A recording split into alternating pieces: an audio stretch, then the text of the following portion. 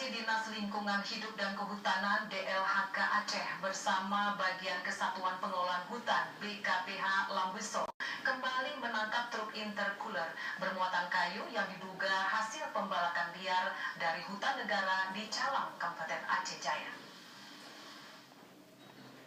Truk intercooler ini dicegat di Lokngar Rabu dini hari pukul 4 setelah petugas memantaunya sejak dari Calang pukul 1. Kepala Dinas Lingkungan Hidup dan Kehutanan DLHK Aceh Samidon Betau di kantornya mengatakan dalam pemeriksaan pendahuluan ini banyak hal yang masih tertutup. Supir dan kenek pemeriksaannya akan diserahkan ke penyidik pegawai negeri sipil.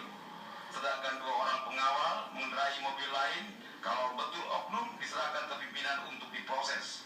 Kayu ini diduga adalah berasal dari kayu ilegal. Nah, kalau dilihat dari jenis ini adalah kayu keras semua, kayu keras.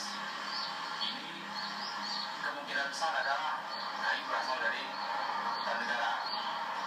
Tetapi kita belum bisa pastikan karena kita periksa secara pasti. Nanti hari ini, pagi ini, saya akan keluarkan surat untuk dilakukan pemeriksaan dan memproses ini. Termasuk jumlah kayunya ini belum kita hitung juga.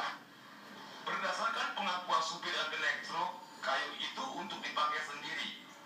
Bahkan yang punya kayu olahan tanpa dokumen tersebut bukan orang biasa. Operasi tim DLHK Aceh dan BKPH Lambeso saat ini sudah pantau setiap pergerakan kayu dari arah barat.